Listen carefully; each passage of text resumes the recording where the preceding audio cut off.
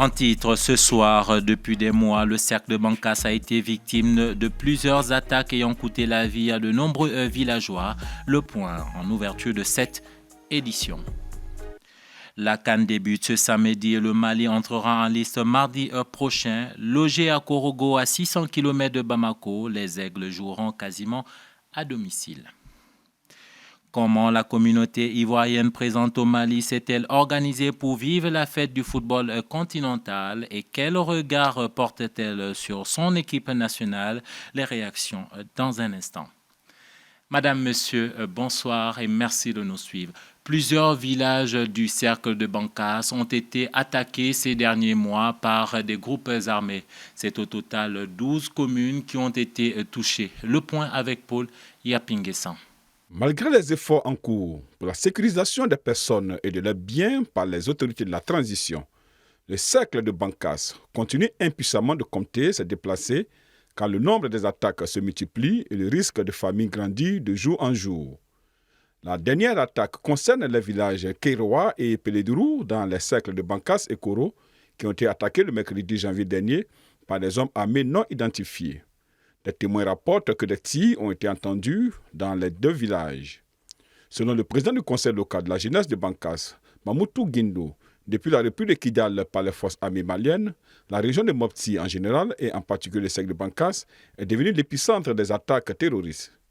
Car selon lui, il ne se passe pas une seule journée sans qu'on ne parle d'attaque d'une localité du cercle. Un élu local qui a requis l'anonymat affirme que le cercle de Bancasse est sans électricité depuis plus de 3 mois. Ce qui, pour lui, est une aubaine pour les terroristes afin de commettre leurs forfaits. Il ajoute, depuis le mois de décembre 2023 à ce jour, au moins plus de 15 attaques terroristes ont endeuillé la zone. Des villages entiers comme les Agouabé, Djanwali ont été vidés de leurs habitants. Si tous reconnaissent que les patrouilles militaires sont fréquentes dans la zone, ils souhaitent que l'armée renforce son dispositif par la mise en place de checkpoints sur la route nationale 15 qui relie Bandiagara à Koro avec des patrouilles nocturnes dans les villages du cercle. Le mouvement patriotique pour l'unité et la sauvegarde du cercle de Bancasse, par la voix de son président Abdallah Togo, fait savoir de son côté que le cercle a été totalement appauvri par les forces terroristes. Selon lui, entre novembre dernier à ce jour, plusieurs animaux ont été enlevés, plus de 45 habitations brûlées et des écoles restent encore fermées dans certaines communes. Le maire de Kanibonzon souligne que dans le cercle de Bancasse, la plupart des communes ont signé des accords locaux de paix, mais se pose la question de savoir à quoi ont servi exactement ces accords. Car s'il reconnaît que ces accords ont amené un peu d'accalmie dans le cercle, ils n'ont pas pu empêcher les attaques contre les populations. En bref, le Bureau des Nations Unies pour l'Afrique de l'Ouest et du Sahel a dressé hier vendredi devant le Conseil de sécurité un tableau de la situation dans cette région marquée par des évolutions contrastées selon Leonardo Santos, chef du Bureau des Nations Unies pour l'Afrique. Le représentant du secrétaire général de l'ONU s'est engagé avec son bureau à défendre le dialogue en vue de l'accélération du retour à des ordres constitutionnels dans la région du Sahel. Il a également souligné une incertitude élevée entourant le processus de transition au Mali, la date des élections n'ayant pas encore été fixée. À ce stade du journal, nous parlons football. La 34e édition de la Coupe d'Afrique des Nations débute dans quelques minutes et c'est la Côte d'Ivoire, pays hôte, qui ouvre le bal avec la Guinée-Bissau au stade Alassane Ouattara d'Ebimbe. C'est dans l'esprit de cette compétition que l'Union nationale des anciens footballeurs du Mali prône la paix au cours de ce tournoi continental. Suivant. On dit parfois que le football est un sport né en Europe, dont l'Amérique du Sud a fait un art et l'Afrique une religion. Le cliché vaut ce qu'il vaut, mais chaque Coupe d'Afrique des Nations vient rappeler, tous les 2 ans, parfois à l'excès, que le ballon rond y est l'objet d'une ferveur sans égale. Effectivement, le football des années 60 n'est pas le même que le football des années 70 et il est tout à fait normal de dire aujourd'hui que le football est assez mouvant, que le football bouge avec son environnement et que qu'il y a effectivement beaucoup de similitudes, mais il y a aussi des différences. Mais on s'enrichit de nos différences. Pour Mokhtar Sow, président de l'UNAFOM, Union des anciens footballeurs du Mali, au-delà de l'aspect festif, il souhaite que cette CAN soit un moment de communion entre les Africains pour prôner la paix. L'année dernière, on était au Cameroun avec l'équipe nationale et l'ensemble des supporters. Et là, c'était une CAN sucrée, comme c'était intitulé.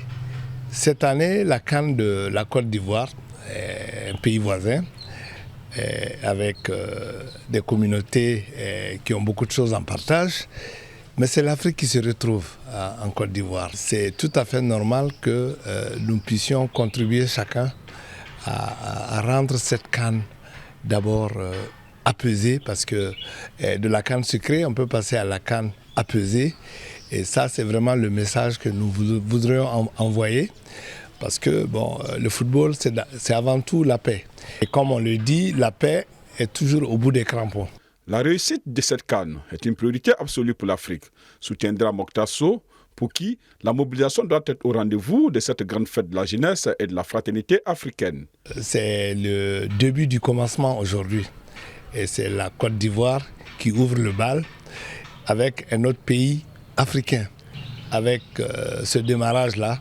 Et nous pensons que, comme on l'a toujours dit, c'est que le meilleur gagne. Nous souhaitons vraiment qu'elle soit une belle fête pour tout le monde, et qu'au soir du 11 ou du 12 février, nous puissions dire vraiment l'Afrique a gagné.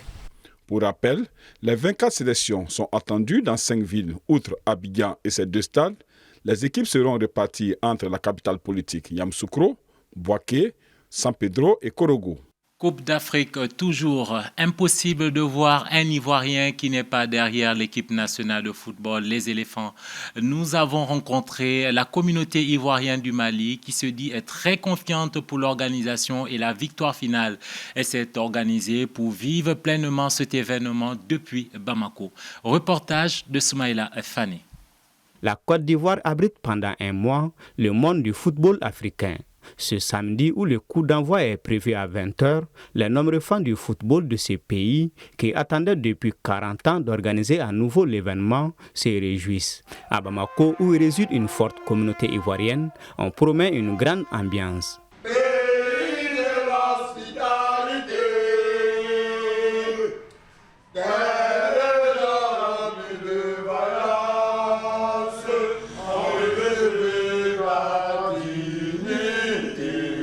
C'est avec joie que nous abordons la CAN, c'est avec fierté. Moi, hier, par exemple, je n'ai pas dormi jusqu'au petit matin. J'ai regardé la RTI pour voir les merveilles en Côte d'Ivoire par rapport à la CAN.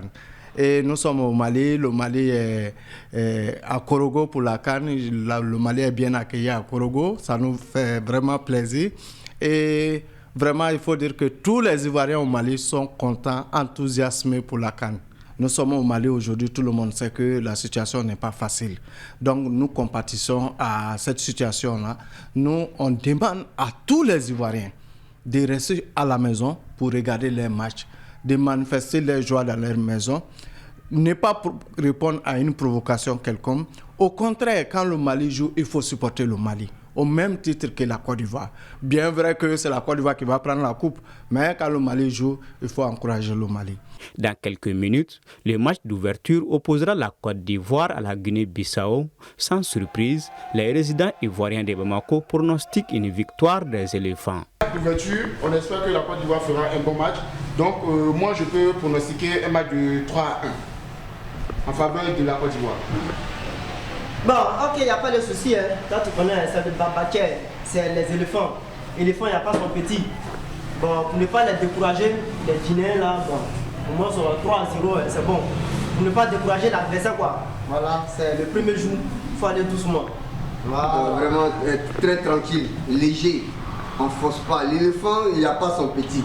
Mais évitez de manger un autre plume. Voilà, 3 pour ne pas les décourager. Par exemple, ça fait famille. Voilà, comme c'est nous qui organisons la CAN, il ne faudrait pas qu'on décourage au moins nos adversaires. Donc on va aller petit à petit. Voilà, comme c'est un début, pour moi je pronostique 2-0. Voilà, un 3-0, ça nous fera plaisir. Voilà, ça fait taire tout ce que les gens peuvent penser. Voilà, un 3-0, c'est bon. C'est bon à prendre, quoi. Parce que, voilà, Ampalo, c'est notre grand ami, c'est l'ami de la Côte d'Ivoire. Voilà, on va modérer un peu. Voilà, 3-0, c'est bon. Nous, Ivoiriens, nous sommes beaucoup fiers. Et les 2 étoiles, là, ça sera plus 1 étoile. Et ça sera 3 étoiles. C'est dans ce stade début mai de 60 000 places, l'infrastructure vedette de cette CAN, que la cérémonie d'ouverture se tient en ce moment même et aura lieu le premier match de cette 34e édition. À présent, parlons des Aigles du Mali. Logés à Korogo, au nord de la capitale, au nord de la Côte d'Ivoire, le capitaine Amari Traoré et ses coéquipiers pourront compter sur des milliers de supporters résidents et d'autres venus du Mali, compte tenu de la proximité avec la Côte d'Ivoire. Soumaïla Fane nous en parle. Situé à 635 km d'Abidjan et à 653 km de Bamako, Korogo est la 3e ville la plus peuplée de Côte d'Ivoire et la plus grande ville du nord du pays. Elle est la capitale du district des Savanes et le chef-lieu de la région du Poro. Cette ville va accueillir les rencontres du groupe E qui comprend la Tunisie, le Mali, l'Afrique du Sud et la Namibie. Korogo est également situé à quelques 200 km de Bouaké, une ville du centre de la Côte d'Ivoire qui compte plus de 600 000 ressortissants maliens. Korogo, point de passage stratégique vers le Mali et le Burkina Faso, connaît presque le même climat que Bamako.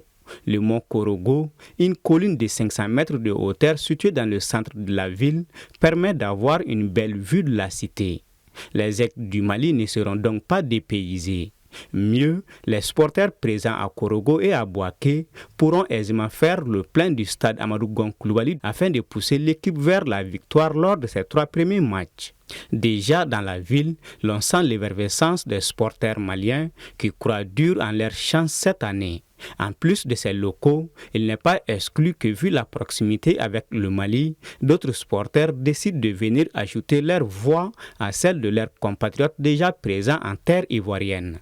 Logé à l'hôtel des Savanes, un hôtel 2 étoiles qui compte 48 chambres et un restaurant de 75 places, le staff malien sera en plein centre-ville à moins de 10 minutes du stade. Une proximité qui pourra permettre aux supporters de suivre et d'encourager l'équipe durant son trajet de l'hôtel au terrain. Nous terminons à temps pour vous permettre de suivre le match d'ouverture de la 34e Coupe d'Afrique des Nations. Madame, Messieurs, merci de votre fidélité et à bientôt.